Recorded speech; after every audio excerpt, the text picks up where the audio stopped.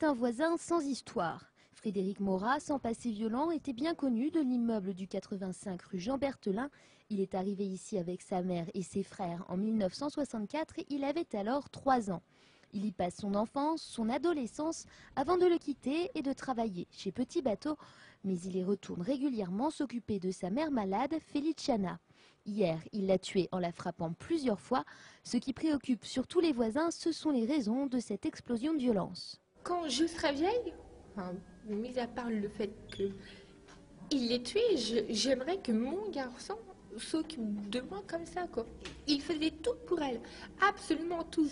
J'habite là depuis 1 an, je l'ai vu 5-6 fois, alors je lui disais toujours bonjour, mais je vous dis, elle ne sortait presque jamais. Je le voyais pratiquement tous les jours.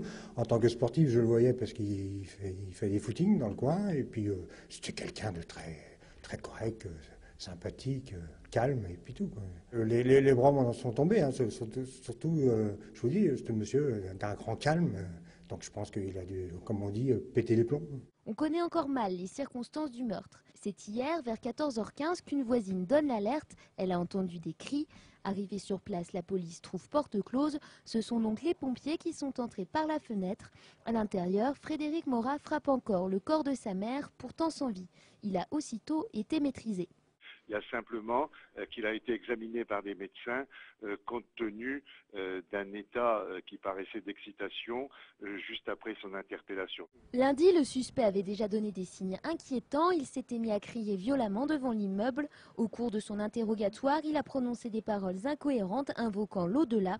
Il a été interné aujourd'hui à l'hôpital psychiatrique de Brianne-le-Château.